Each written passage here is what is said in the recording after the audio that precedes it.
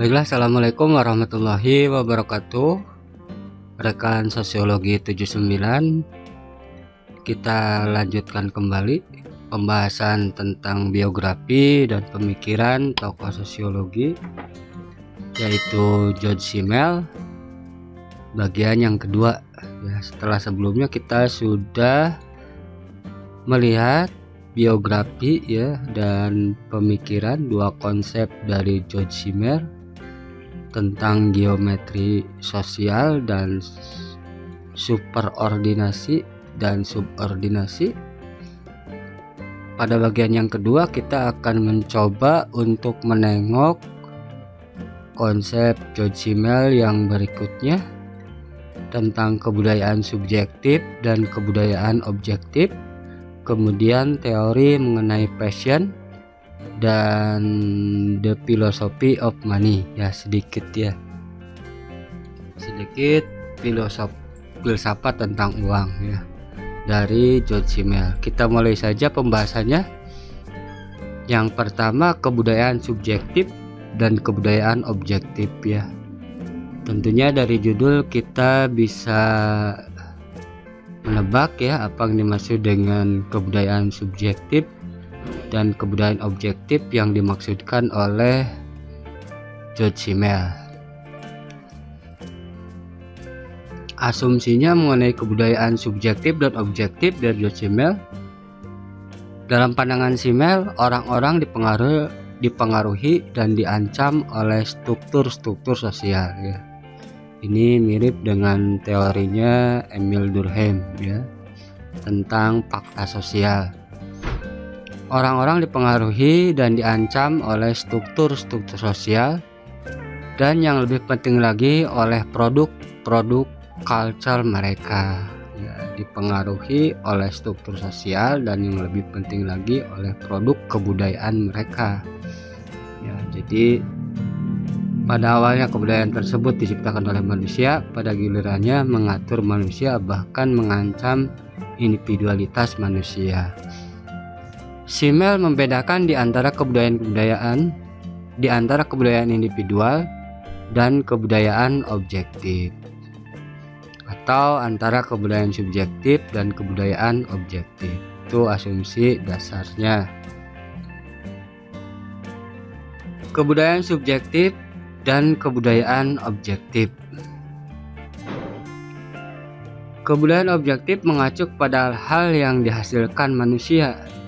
Kebudayaan objektif mengacu kepada hal yang dihasilkan manusia atau produk dari manusia itu sendiri. Di antaranya adalah seni, kemudian ilmu pengetahuan, filsafat, dan yang lainnya. Kebudayaan individual atau kebudayaan subjektif adalah kemampuan sang aktor untuk menghasilkan, menyerap, dan mengendalikan unsur-unsur kebudayaan objektif.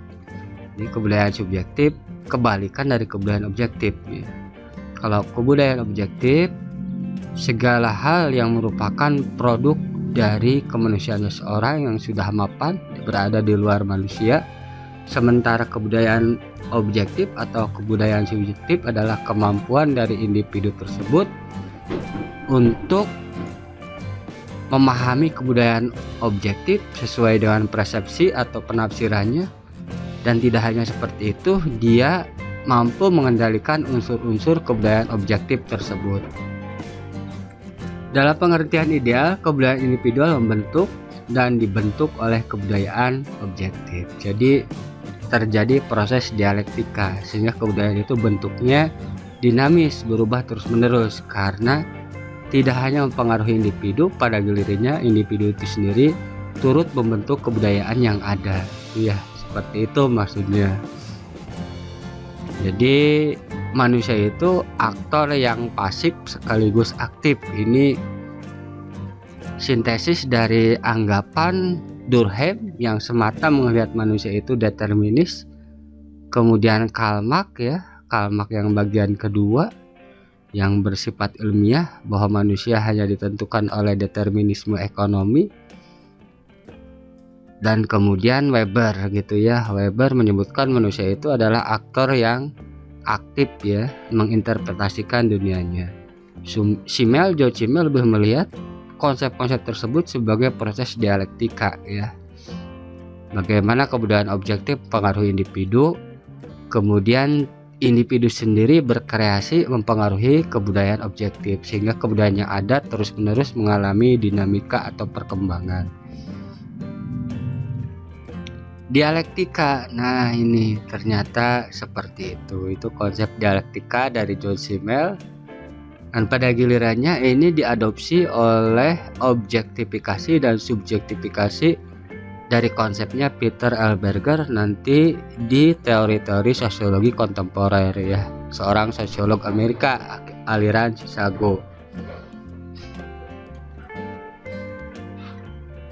Masalahnya ialah bahwa kebudayaan objektif mempunyai kehidupannya sendiri ya. Jadi kebudayaan objektif terlepas dari diri individu, terlepas dari manusianya itu sendiri, memiliki kehidupannya sendiri ya. Keberadaan produk-produk kebudayaan tersebut menciptakan suatu kontradiksi dengan para aktor yang menciptakan mereka. Dalam dialektika Simmel, manusia selalu terancam dibunuh oleh objek-objek ciptaannya sendiri yang telah kehilangan koefisien manusia organik gitu ya. Jadi ada ancaman bahwa kebudayaan objektif, hasil dari kebudayaan objektif kemudian begitu membelenggu individu itu sendiri. Contohnya barangkali penemuan dari HP Android ya, yang pada gilirannya manusia diperbudak oleh teknologi ya, seperti itu ancaman kebudayaan objektif terhadap individualitas seseorang menurut George Simmel. Kebudayaan objektif, salah satu dari fokus utama sosiologi Simmel adalah realitas kebudayaan objektif. Objektif itu artinya di luar diri kita ya, keberadaannya ada di luar diri kita dan mempengaruhi dan mengatur segala pola perilaku kita. Manusia menghasilkan kebudayaan, tetapi karena kemampuannya untuk mereplikasi realitas sosial, menduplikasi, menjadikan dirinya seperti itu, dunia budaya dan dunia sosial akhirnya mempunyai kehidupannya sendiri. Kehidupan yang semakin mendominasi para aktor yang menciptakannya dan terus menciptakannya setiap hari. Jadi Simmel beranggapan bahwa manusia terus-menerus menciptakan sesuatu yang pada gilirannya akan semakin berat, semakin kuat membelenggu dirinya sendiri ya, seperti itu. Itu fenomena dari kebudayaan objektif menurut George Simmel. Nah ini ya, meskipun orang-orang selalu mempertahankan kemampuan untuk terus-menerus menciptakan kebudayaan, tren sejarah jangka panjang ialah kebudayaan akan semakin menjalankan kekuatannya memaksa kepada sang aktor. Contohnya kapitalisme barangkali ya. Pada gilirannya manusia tidak berdaya untuk mengendalikan sistem yang demikian kuat tersebut, yang pada awalnya merupakan ciptaan manusia ya, seperti itu. Pertumbuhan kebudayaan objektif ya.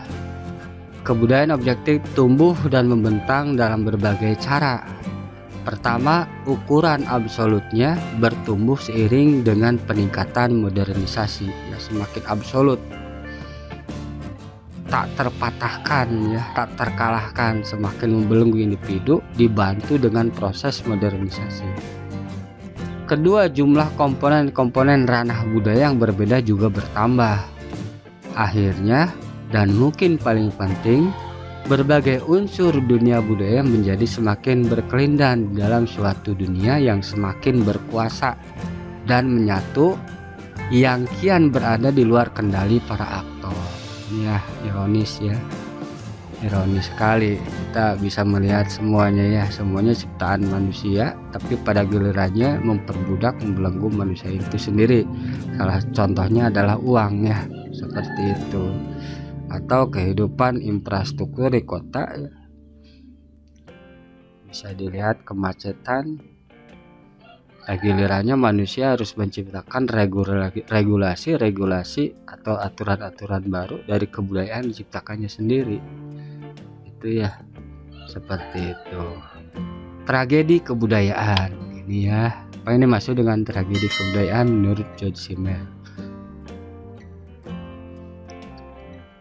Apa yang paling mencemaskan Simmel adalah ancaman terhadap kebudayaan individu yang diajukan oleh pertumbuhan kebudayaan objektif.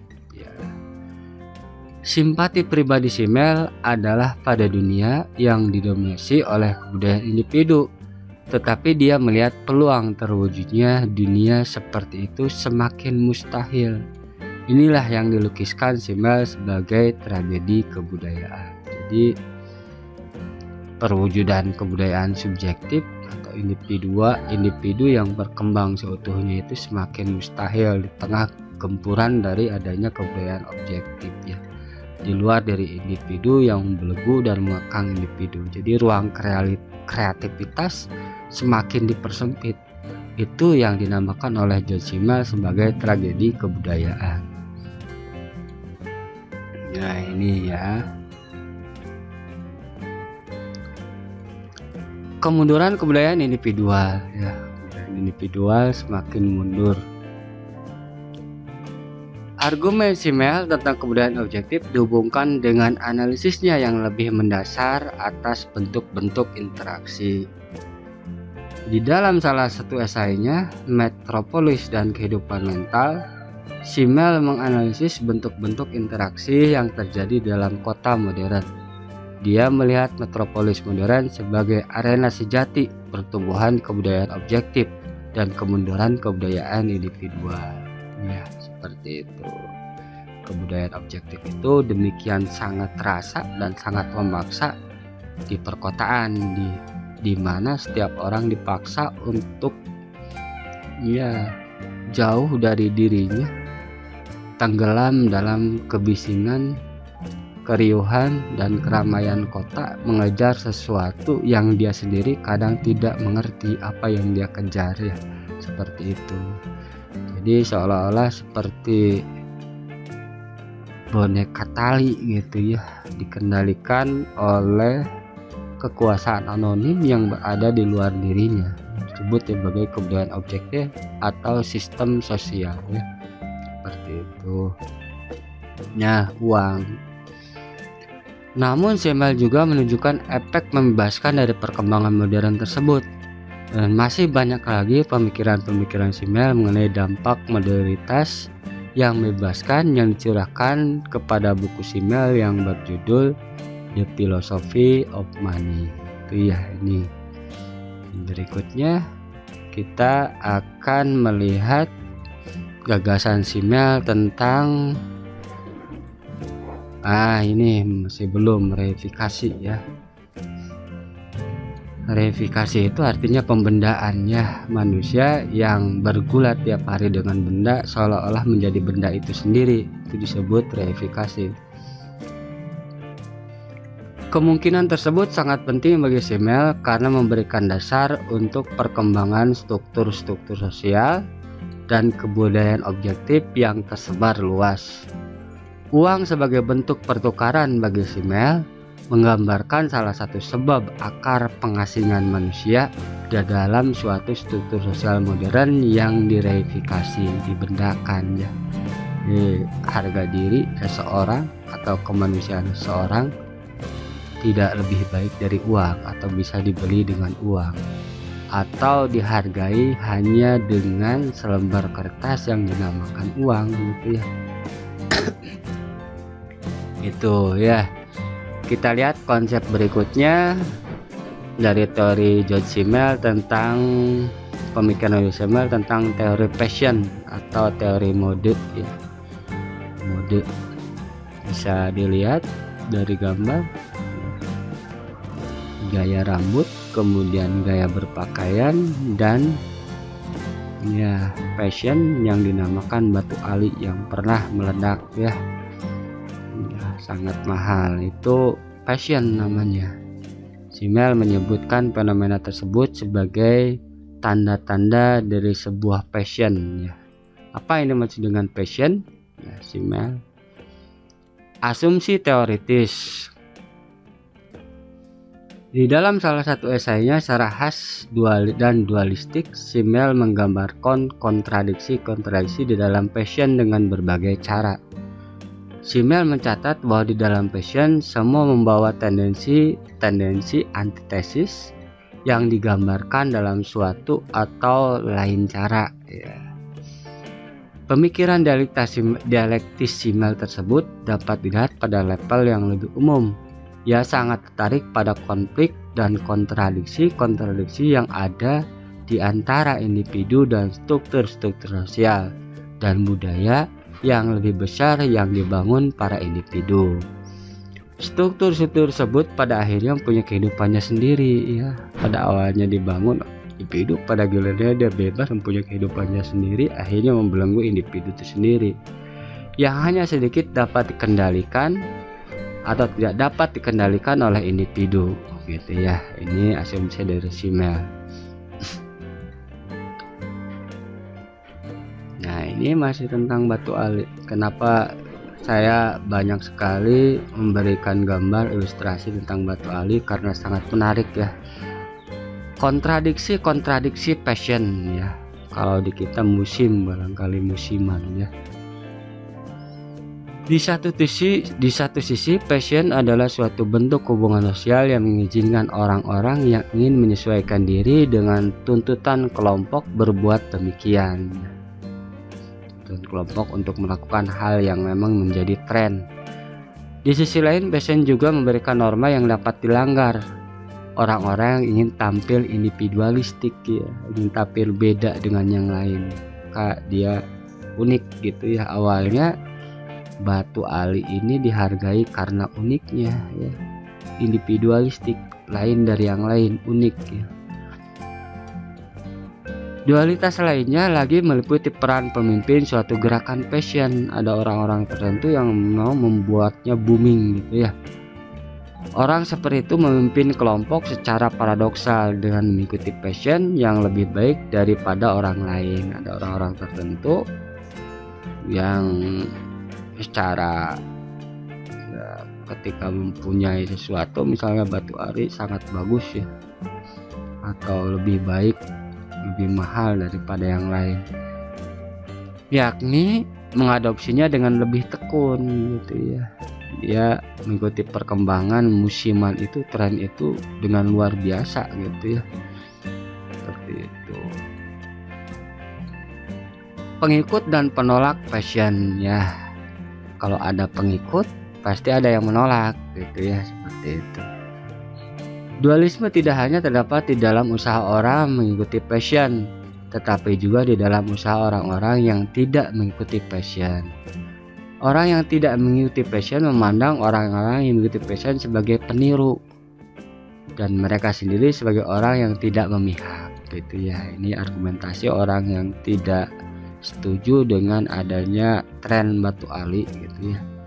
Tetapi dalam pandangan Simmel, hal itu nyaris bukan merupakan tanda kekuatan pribadi dan independensi yang besar. Jadi ikut maupun tidak ikut bukan tanda merupakan dia seorang pribadi yang bebas memilih. Simmel mencatat dalam passion semua membawa tendensi antitesis yang digambarkan dalam sesuatu atau cara lain cara justru memperkuat boomingnya tren tersebut. Yang menolak ataupun mengikuti justru dua-duanya menyumbang ya keberadaan passion ini seperti itu maksudnya ya. Nah, ini proses historis dan dialektis dari passion. Passion meliputi suatu proses historis. Tahap awal, setiap orang menerima apa yang mengikuti passion. Orang meniru ya, semua apa yang dianggap tren secara tidak terhindarkan ya. Musimnya gitu ya. Para individu menyimpang dari mode itu, dan akhirnya di dalam proses penyimpangan itu mereka mungkin mengadopsi suatu pandangan yang benar-benar baru mengenai apa yang sedang passion atau yang sedang tren. Passion juga bersifat dialektis di dalam arti bahwa keberhasilan penyebaran suatu passion tertentu pada akhirnya menghasilkan kegagalan ya. Seperti misalnya tanaman hias ya, awalnya booming gitu ya, batu ali, tapi kemudian menghasilkan kegagalannya sendiri karena bersifat musiman saja, passion aja, tren saja. Yakni kekhasan sesuatu menyebabkan dia dianggap passion. Suatu hal dianggap passion itu karena unik ya. Akan tetapi setelah banyak orang menerimanya, kalau banyak orang yang mengikuti, yang khas itu menjadi nggak khas lagi gitu ya. Awalnya seseorang tren karena dia unik, lain dari yang lain, tapi setelah orang banyak ikut yang nggak unik lagi gitu ya, berhentilah passion di sana.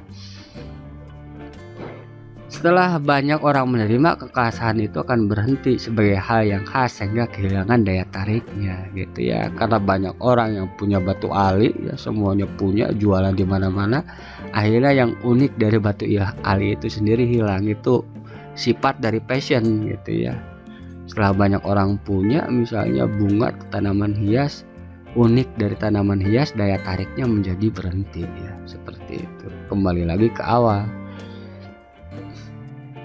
Nah, ini berikutnya kita akan melihat konsep John Simmel tentang filsafat uang atau the philosophy of money ya.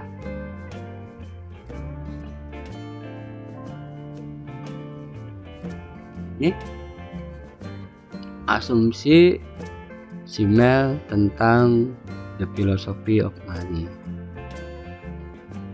The Philosophy of Money 1907-1978 dimulai dengan suatu diskusi mengenai bentuk-bentuk umum uang dan nilai, kemudian dampak uang pada dunia batin ya, dan dunia batin para aktor, dan pada kebudayaan secara umum. Dampak uang pada ruhani kita, dunia batin para aktor, dan terhadap kebudayaan pada umumnya.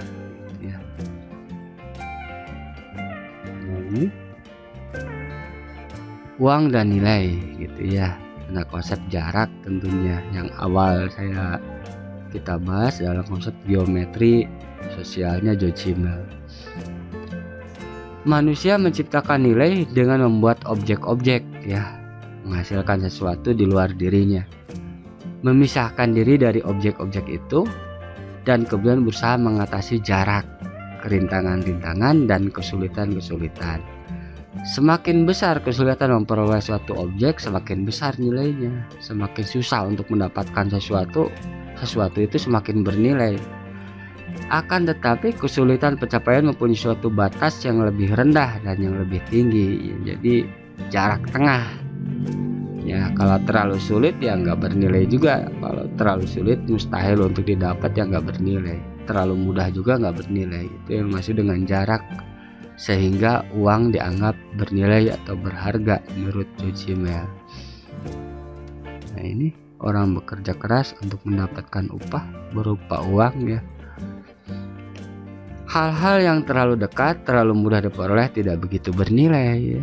Gampang nggak akan bernilai.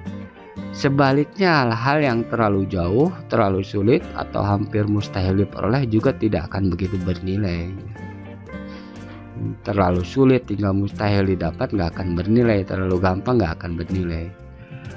Hal-hal yang paling bernilai adalah yang tidak terlalu jauh juga tidak terlalu dekat, tidak terlalu jauh nggak terlalu dekat, maka muncullah nilai.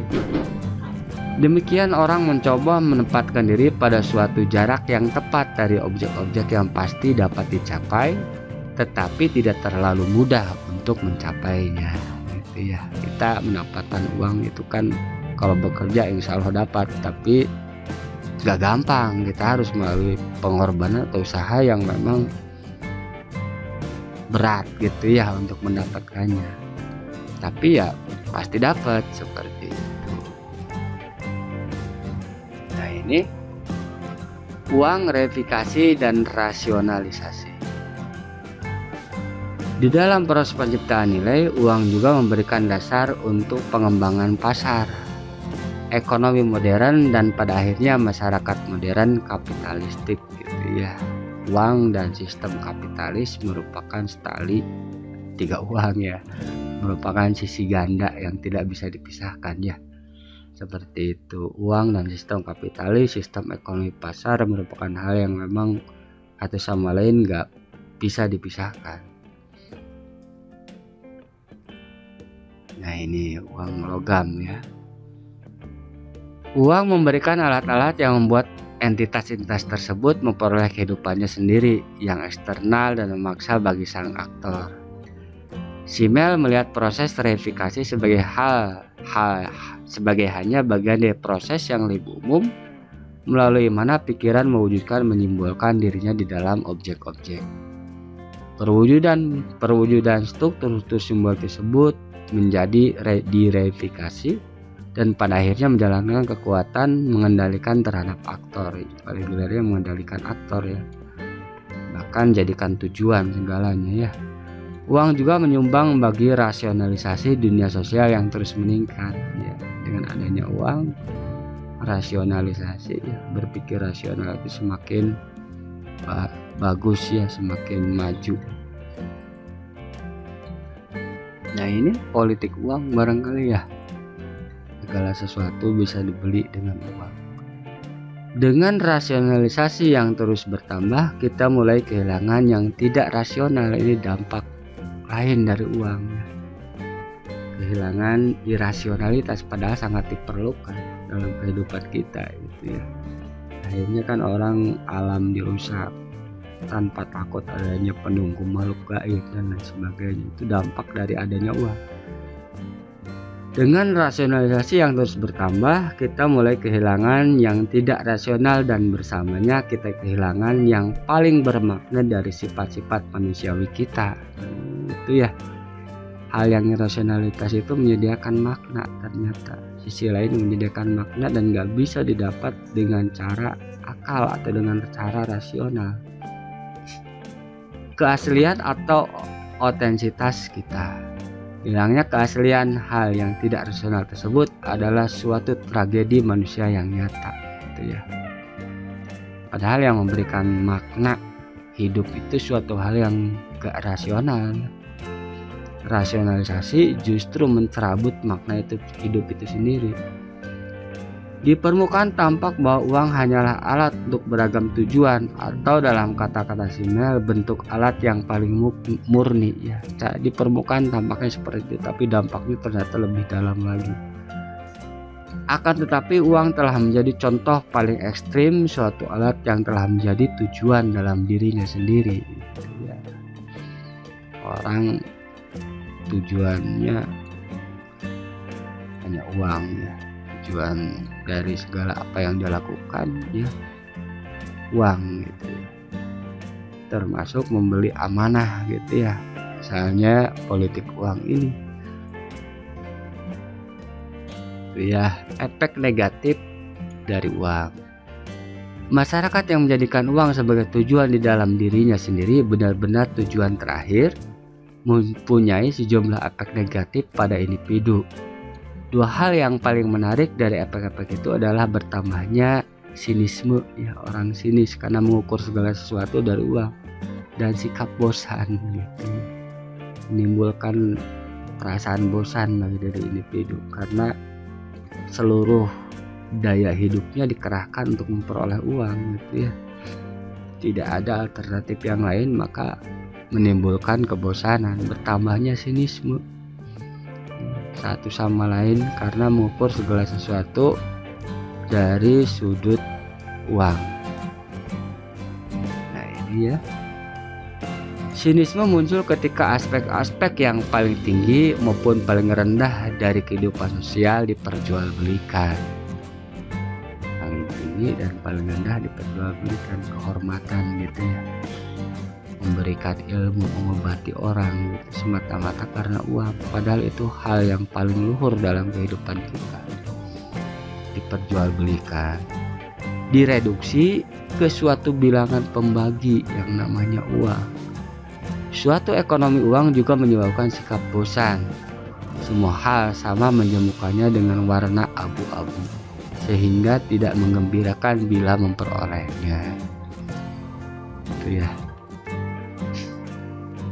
Ini setiap orang bekerja melakukan apapun untuk mencari uang ya. Efek negatif lainnya dari ekonomi uang adalah hubungan-hubungan yang semakin impersonal antar manusia semata-mata kepentingannya karena uang. Orang bekerja itu bukan karena sisi sosialnya seperti halnya disebutkan oleh Marx, tapi karena demi sesuatu yang dinamakan upah berupa uang. Semakin hilangnya ketergantungan dari suatu hubungan sosial ternyata malah menyebabkan peningkatan di dalam perbudakan individu oleh hal yang bersifat anonim ya. Anonim, suatu hal yang memang tidak dikenali individu, musuhnya itu ada tapi nggak dikenali, yaitu uang. Dampak lainnya adalah kecenderungan untuk mereduksi semua nilai-nilai manusiawi kepada istilah-istilah dolar atau kepada istilah-istilah uang. Nilai-nilai manusiawi direduksi ke dalam istilah-istilah tidak jauh dari uang. Itu, nah ini terakhir, dampak uang terhadap gaya hidup masyarakat. Suatu masyarakat yang didominasi oleh ekonomi uang cenderung mereduksi apapun kepada rangkaian hubungan-hubungan kausal yang dapat dipahami secara intelektual bukan secara emosional. Ya, maksudnya secara rasional, untung rugi. Terkait dengan hal yang terakhir ialah apa yang disebut Simmel watak menghitung, perhitungannya dalam kehidupan di dalam dunia modern. Itu efek negatif dari uang tidak hanya sekedar sebagai alat jual beli, tapi efeknya luar biasa ya dalam kehidupan jasmani maupun rohani manusia ataupun masyarakat. Ini tuh tragedi kebudayaan ya, tadi udah kita bahas tentang tragedi kebudayaan. Penyebab perbedaan-perbedaan sosial yang semakin bertambah dikarenakan meningkatnya pembagian kerja dalam suatu masyarakat modern akibat lain dari uang. Spesialisasi yang bertambah menyebabkan suatu kecakapan yang meningkat untuk menciptakan berbagai komponen dunia budaya. Akan tetapi pada saat yang sama, sang individu yang sangat terspesialisasi kehilangan pengertian atas kebudayaan total dan kehilangan kemampuan untuk mengendalikannya. Ketika kebudayaan objektif terus bertumbuh, kebudayaan individual terhenti karenanya, gitu ya, seperti itu. Orang diarahkan oleh suatu hal, kekuatan yang lebih besar setiap orang yang dia sendiri tidak mengerti, gitu ya, dan tidak bisa menolaknya, seperti itu. Termasuk ketika kita menginterpretasikan sesuatu, dikendalikan oleh hal apa yang harus kita mengerti dan hal apa yang tidak seharusnya kita mengerti. Setiap orang kehilangan dirinya. Ya, kebudayaan objektif. Nah ini, pada akhirnya uang telah menjadi simbol dan suatu faktor utama dalam pengembangan cara berada yang relativistik. Uang mengizinkan kita untuk mereduksi fenomena yang paling berlainan menjadi sejumlah dolar. Dengan kata lain, uang memungkinkan kita merelatifkan segala sesuatu. Relatif, asal punya uang, gitu ya.